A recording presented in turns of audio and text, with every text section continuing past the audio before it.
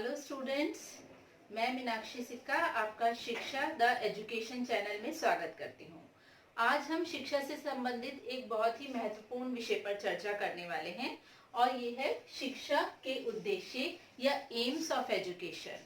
जितने भी BEd, DElEd, MEd के स्टूडेंट्स हैं, इस टॉपिक से क्वेश्चन जरूर बनता है और वो क्वेश्चन अलग अलग तरीके से पूछा जा सकता है। तो सबसे पहले मैं आपको ये बताने वाली हूँ कि शिक्षा के उद्देश्य टॉपिक से जो लास्ट प्रीवियस ईयर में क्वेश्चंस आए हैं वो किस तरह से पूछे गए हैं। जैसे जो फर्स्ट क्वेश्चन है वो बिल्कुल सिंपल क्वेश्चन है, शिक्षा के उद्देश्यों की व्याख्या कीजिए। बिल्कुल डायरेक्ट ये क्वेश्चन पूछा गया है। सेकंड क्वेश्चन है, शिक्षा की व्यक्तिक व सामाजिक उद्देश्यों में अंतर स्पष्ट कीजिए। तो जब आप शिक्षा के उद्देश्य सब जानते होंगे तो आप इसमें आसानी से अंतर स्पष्ट कर सकते हैं। और जो थर्ड क्वेश्चन है वो है, शिक्षा के व्यक्तिक व सामाजिक उद्देश्यों को किस प्रकार समन्वित किया जा सकता है, चर्चा कीजिए। तो जब आपको उद्देश्यों के बारे में अच्छे से ज्ञान होगा तो उनमें किस प्रकार से आप समन्वय स्थापित कर सकते हैं, ये भी आप बहुत आसानी से इस चीज को बता सकते हैं। तो ये तीन क्वेश्चंस मैंने आपको बताए। अभी जब हम इसके उत्तर पर चर्चा करेंगे तो अंदर से और भी इसके क्वेश्चंस निकलते हैं जो मैं आपको साथ साथ बताती रहूंगी। तो अब हम इस प्रश्न के उत्तर पर चर्चा करते हैं। शिक्षा का उद्देश्य। आप इस लेक्चर को बहुत ध्यान से सुनिएगा क्योंकि ये सिर्फ इन क्वेश्चंस का आंसर ही नहीं है, इसके अंदर से भी कई क्वेश्चंस बन सकते हैं। तो जब हम शिक्षा के उद्देश्यों के बारे में बात करते हैं तो सबसे पहले हम आंसर को इस तरीके से लिखेंगे कि वो बिल्कुल समझने योग्य हो। तो सबसे पहले हम देखते हैं कि उद्देश्य का क्या अर्थ है। सबसे पहले हम ये देखेंगे कि उद्देश्य किसे कहते हैं। तो उद्देश्य का अर्थ एक क्रमबद्ध व्यवस्था है जिसमें प्रत्येक क्रम दूसरे क्रम से अंतर संबंधित होता है, इंटर रिलेटेड होता है, जो कि एक निश्चित कार्य को करने के लिए होता है। तो पहले हम इसका अर्थ लिखेंगे। अर्थ लिखने के बाद हम इसकी परिभाषा लिखेंगे। परिभाषा भी अर्थ से काफी मिलती जुलती है, बहुत विद्वानों ने इसके बारे में परिभाषा दी है, बट आप एक या दो परिभाषाएं लिखेंगे तो वो काफी है। तो यहाँ हम एक परिभाषा देखते हैं। जॉन डिवी के अनुसार उद्देश्यों से तात्पर्य एक क्रमबद्ध कार्य से है जिसका प्रत्येक क्रम अगले क्रम की ओर अग्रसर हो किसी निश्चित कार्य की पूर्ति हेतु। तो ये जॉन डिवी के अनुसार इसकी परिभाषाएं है। आप अन्य लेखकों की परिभाषाएं देखकर भी उसको इसमें लिख सकते हैं। अब मेन हम आते हैं उद्देश्य पे। शिक्षा के उद्देश्य को मुख्य रूप से दो भागों में विभाजित किया गया है। एक है व्यक्तिक उद्देश्य और एक है सामाजिक उद्देश्य। तो आप सबसे पहले उत्तर लिखने से पहले इसे अगर इस प्रकार से व्यवस्थित रूप से अपनी आंसर शीट में लिख देंगे तो वो बहुत ही प्रभावशाली लगता है और फिर एक एक पॉइंट को आप अच्छे से अपने उत्तर में एक्सप्लेन कर सकते हैं। तो सबसे पहले हम देखते हैं व्यक्तिक उद्देश्य में। व्यक्तिक उद्देश्य में सर्वप्रथम आता है शारीरिक विकास। बिल्कुल, शारीरिक विकास सर्वप्रथम सबसे आवश्यक है। जैसे हर जगह कहा गया है कि जब मानव का शरीर स्वस्थ होता है तभी वो कोई भी कार्य अच्छे तरीके से कर पाता है। तो उसी प्रकार जो हमारी शिक्षा है उसका एक मुख्य उद्देश्य, प्रारंभिक शिक्षा का सबसे पहले हम ये कहेंगे कि मुख्य उद्देश्य जो है वो शारीरिक शिक्षा का विकास है। इसमें हम उदाहरण ले सकते हैं अपनी प्राचीन शिक्षा प्रणाली का, जो कि गुरुकुल में दी जाती थी। वहां पर छात्रों को न केवल ज्ञान वेदों का दिया जाता था बल्कि उसके साथ साथ योग और शारीरिक क्रियाएं उन्हें अलग अलग सिखाई जाती थी ताकि उनका शारीरिक विकास सही रूप से हो सके। क्योंकि ये कहा जाता है कि एक स्वस्थ दिमाग जो है वो एक स्वस्थ शरीर में ही निवास करता है। तो शिक्षा का सर्वप्रथम उद्देश्य जो है वो शारीरिक विकास करना है। आज के शिक्षा प्रणाली में भी अगर हम देखें तो पीटी एक्सरसाइज का, शारीरिक शिक्षा, फिजिकल एजुकेशन का बहुत महत्व है। आज के युग में भी एनसीसी, स्काउट्स एंड गाइड्स और बहुत सारे ऐसी प्रतियोगिताएं कराई जाती हैं जो कि बच्चों के शारीरिक विकास में सहायक होती हैं। तो आप आज की शिक्षा प्रणाली और प्राचीन शिक्षा प्रणाली दोनों का इसमें उदाहरण दे सकते हैं। उदाहरण से जो है आपका एक एक पॉइंट बहुत इफेक्टिव बन जाता है। अब हम आते हैं सेकंड पॉइंट, मानसिक विकास। शिक्षा का व्यक्तिक उद्देश्य में मानसिक विकास करना एक बहुत ही महत्वपूर्ण उद्देश्य है। शिक्षा के अंतर्गत मानसिक विकास इसीलिए सम्मिलित किया जाता है क्योंकि जब बालक शिक्षा का प्रक्रिया प्रारंभ करता है तो वो एक कोरी स्लेट की भांति होता है और शिक्षा जो है उसके अंतर्गत विचारों का और बहुत सारी चीज़ों का संग्रहण करती है, जिससे उसमें तर्क करने की शक्ति आती है।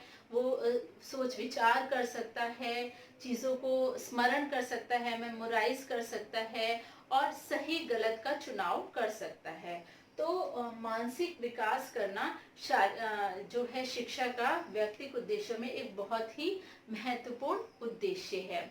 यहाँ भी हम उदाहरण दे सकते हैं कि किस प्रकार जो प्राचीन शिक्षा प्रणाली में भी और आज की शिक्षा प्रणाली में भी मानसिक विकास के लिए विभिन्न क्रियाएं करवाई जाती हैं। शिक्षा तकनीकों का यूज किया जा सकता है, किया जाता है ताकि बच्चों का मानसिक विकास जो है वो शिक्षा के माध्यम से किया जा सके, एक विभिन्न स्तरों पर किया जा सके। तो भावनात्मक विकास में जब हम बात करते हैं इसकी, तो जब एक बच्चा शिक्षा ग्रहण नहीं करता तो उसका अपनी भावनात्मक जो स्थिति होती है उस पर उसका नियंत्रण नहीं रहता। उसके अंदर जो है ईर्ष्या, क्रोध और आदि जो संवेग हैं वो नियंत्रित नहीं होते। लेकिन शिक्षा का एक मुख्य उद्देश्य ये है कि वो मानव में भावनाओं को नियंत्रित करे, चाहे वो ईर्ष्या का भाव हो और चाहे वो क्रोध का भाव हो, चाहे वो संयम का भाव हो। जैसे जैसे मानव शिक्षा प्राप्त करता जाता है तो शिक्षा का उद्देश्य उसे ये सिखाता है कि किस प्रकार वो अपनी भावनाओं को नियंत्रित करके अपने विभिन्न व्यक्तिक व सामाजिक लक्ष्यों की भी प्राप्ति कर सकता है। तो इसको आप बहुत डिटेल में एक्सप्रेस कर सकते हैं, बच्चों के एग्जाम्पल्स देके एक्सप्रेस कर सकते हैं। इसमें आप विभिन्न लेखकों की जो परिभाषाएं हैं उसको इस पॉइंट में आप समायोजित कर सकते हैं। तो अब हम बात करते हैं नैतिक विकास की। शिक्षा का एक और महत्वपूर्ण उद्देश्य है नैतिक विकास करना। शिक्षा मानव में सत्यता का गुण जो है और सत्यता, न्याय, इन सब गुणों का, नैतिक मूल्यों का, बड़ों का आदर करना, ये सब इन सब मूल्यों का जो है वो विकास करती है। महात्मा गांधी ने भी कहा है कि शिक्षा केवल मानव के वैचारिक, शाब्दिक व व्यवहारिक शुद्धता ही प्रदान करती है। शिक्षा ही एक ऐसा स्रोत है जो ये कार्य कर सकता है। तो आप इसे एक उदाहरण के माध्यम से समझा सकते हैं कि एक शैक्षिक व्यक्ति में नैतिक मूल्यों का जो है वो ज्यादा समन्वय रहता है बजाय कि अशिक्षित व्यक्ति की, क्योंकि शिक्षा उसको उन सभी चीजों से परिचित कराती है जो कि नैतिक मूल्यों के विकास में सहायक होता है। आध्यात्मिक विकास। आध्यात्मिक विकास से हमारा तात्पर्य है कि बच्चे में आध्यात्मिक गुणों का, बालक में आध्यात्मिक गुणों का विकास हो। जब मनुष्य शिक्षा प्राप्ति करता है तो उसे आत्मबोध होता है, वो समझता है कि मोक्ष क्या है, ईश्वर की प्राप्ति क्या है, सत्यता क्या है। तो ऐसे कई गुणों का विकास जो है वो शिक्षा करती है। यहाँ पर आप डॉक्टर एस राधाकृष्णन की परिभाषा को एक रेफरेंस की तरह दे सकते हैं। उन्होंने ये कहा था कि केवल शिक्षा ही मानव में आध्यात्मिक मूल्यों का विकसित करने का एकमात्र साधन है, क्योंकि शिक्षा के द्वारा ही मानव अपनी आंतरिक आध्यात्मिक शक्ति को पहचान पाता है। तो इस पॉइंट को आप विभिन्न परिभाषाओं के माध्यम से और विभिन्न उदाहरणों के माध्यम से आप विस्तृत रूप में इसकी व्याख्या कर सकते हैं। व्यावसायिक विकास। शिक्षा का एक अन्य उद्देश्य है व्यावसायिकता विकसित करना। व्यावसायिक विकास से जो शिक्षा के उद्देश्य से तात्पर्य है उसमें हम ये कह सकते हैं कि मानव की मौलिक आवश्यकताओं में रोटी, कपड़ा और मकान की आवश्यकता जो है वो सबसे अधिक इम्पोर्टेंट है। शिक्षा ऐसी होनी चाहिए जो मानव को इस योग्य बनाए कि वो अपना जीविकोपार्जन स्वयं कर सके। आज या पहले भी जितने भी हमारे शिक्षा आयोग आए हैं उन सब में इसको जरूर स्थान दिया गया है कि मानव के अंतर्गत ऐसे हम मूल्यों का, गुणों का विकास करें कि वो अपना जीविकोपार्जन खुद खुद कर सके।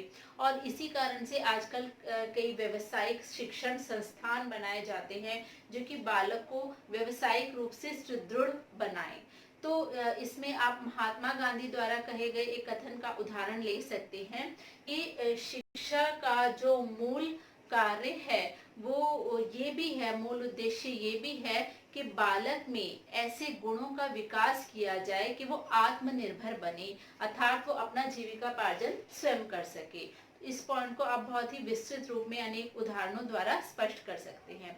मैं बार बार आपको उदाहरण देने की और परिभाषाएं लिखने के लिए इसलिए कह रही हूँ क्योंकि ये बहुत ही आंसर को इफेक्टिव बना देता है। और जब भी आप उदाहरण या कोई भी परिभाषा लिखें तो उसे अंडरलाइन जरूर करें, पॉइंट आउट जरूर करें, ताकि एग्जामिनर को वो बहुत ज्यादा इफेक्टिव लगे। तो अब हम देखते हैं शिक्षा के सामाजिक उद्देश्य। तो जो सामाजिक उद्देश्य हैं वो भी उतने ही अधिक महत्वपूर्ण हैं। सबसे पहला सामाजिक उद्देश्य है समाजीकरण का उद्देश्य। समाजीकरण का उद्देश्य का अर्थ ये है कि जो व्यक्ति है वो बाहर के समाज के साथ मिलना सीखे, समाज के साथ समायोजित होना सीखे। जब एक बालक सिर्फ घर में रहता है तो वो अन्य लोगों से बात नहीं कर पाता, उन्हें नहीं देख पाता, तो उस समय समाजीकरण की एक बहुत बड़ी समस्या आती है। परंतु जब वो शिक्षा प्राप्ति के लिए स्कूल जाता है तो वो अपने साथ के बच्चों से, अपने बड़ों से बात करना सीखता है, उसका समाजीकरण की प्रक्रिया धीरे धीरे आगे बढ़ने लगती है। तो शिक्षा का सामाजिक उद्देश्य, चाहे वो बाल्यावस्था स्तर हो, शैशवावस्था से बाल्यावस्था हो या अन्य जो स्तर हैं शिक्षा के, उन सभी स्तरों पर समाजीकरण का उद्देश्य शिक्षा का एक बहुत ही महत्वपूर्ण उद्देश्य है। नेक्स्ट है आर्थिक विकास का उद्देश्य। अब आर्थिक विकास का उद्देश्य ये है कि अगर मानव शिक्षित होगा, उसमें कई तरह के प्रशिक्षण होंगे, उसके अंदर कई तरह के स्किल्स होंगे, तो वो समाज के लिए उपयोगी बनेगा। और समाज के लिए उपयोगी बनने के साथ साथ वो राष्ट्र के आर्थिक विकास में अपना योगदान विभिन्न प्रकार से दे सकेगा, क्योंकि उसके अंदर जो है वो विभिन्न प्रकार के व्यवसायिक गुण समायोजित हो जाएंगे। नेक्स्ट पॉइंट है सांस्कृतिक विकास। सांस्कृतिक विकास इस तरह से हम कह सकते हैं शिक्षा का उद्देश्य है, क्योंकि शिक्षा के माध्यम से हम ना केवल अपनी संस्कृति को जान पाते हैं, बल्कि हमारे आसपास जितने भी राज्यों की संस्कृतियां हैं या जितने भी राष्ट्रों की संस्कृतियां हैं, उनको हम जानने के योग्य बनते हैं, उनको समझने के योग्य बनते हैं, उनका अन्वेषण हम कर पाते हैं, उनका मूल्यांकन हम कर पाते हैं। तो शिक्षा हमें इस योग्य बनाती है कि हम विभिन्न संस्कृतियों के संपर्क में आए, उन्हें जान पाएं और उनका विकास कर सकें। नेक्स्ट है राजनीतिक परिवर्तन के लिए शिक्षा। बिल्कुल, शिक्षा हमारे जो राजनीतिक उद्देश्य की प्राप्ति में, राजनीतिक परिवर्तन के लिए बहुत अधिक आवश्यक है। शिक्षा मानव को सही गलत का चुनाव करने का जो है सेंस देती है। मानव अपने लिए सही राजनीतिक पार्टी का चयन कर पाता है, जिससे हम अपने राष्ट्र में सही सरकार का निर्माण कर पाते हैं। तो राजनीतिक परिवर्तन लाने में शिक्षा की एक बहुत बड़ी महत्वपूर्ण भूमिका होती है, क्योंकि मानव के अंदर वो विचार आ जाते हैं कि वो किस प्रकार से अपने राष्ट्र के लिए उपयोगी राजनीतिक व्यवस्था का चयन कर सकते हैं। नेक्स्ट है सांस्कृतिक स्थानांतरण के लिए शिक्षा। स्थानांतरण से यहाँ पर हमारा अभिप्राय है कि जो कल्चर, जो संस्कृति हमने सीखी विभिन्न संस्कृतियों से, उसको आने वाली जो हमारी जनरेशन्स हैं, जो पीढ़ियां हैं, उनमें हम किस प्रकार स्थानांतरित करेंगे। तो स्थानांतरण तभी हो पाएगा जब हम उनको जो है संग्रहित करके रखेंगे एक लेख के रूप में या किसी अन्य माध्यम के रूप में, या वैसे ही हम अपनी आने वाली पीढ़ियों को उस संस्कृति के बारे में बता पाएंगे। और वो बता पाना तभी संभव होगा जब हम खुद शिक्षित होंगे। तो शिक्षा जो है सांस्कृतिक स्थानांतरण के लिए भी बहुत अधिक आवश्यक है। तो हमने ब्रॉडली दो पार्ट्स में, एक तो व्यक्तिगत उद्देश्य और एक सामाजिक उद्देश्य में शिक्षा को विभाजित करके कुछ पॉइंट्स हमने दिए। अब इनकी हमने डिटेल्ड व्याख्या की।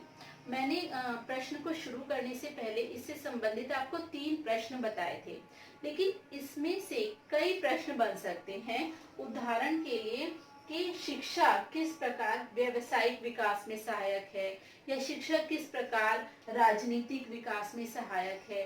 तो ये जो क्वेश्चन है ये सिर्फ रटने का क्वेश्चन नहीं है, इसको डीपली समझना बहुत ज़रूरी है, क्योंकि जब आप इस पॉइंट के, इस शिक्षा के उद्देश्य के पॉइंट को समझ जाएंगे तो इससे रिलेटेड जितने भी क्वेश्चंस होंगे आप उनके आंसर्स खुद से बना पाएंगे, खुद से बना के लिख पाएंगे। बस एक चीज का ध्यान रखिए, आपकी जो आंसर की प्रेजेंटेशन है वो बहुत अच्छी होनी चाहिए। आप स्वच्छ लिखें, साफ सुथरा लिखें, पॉइंट्स को हाईलाइट करें और जो क्वेश्चन में पूछा गया है उसी के अनुसार आप आंसर लिखें।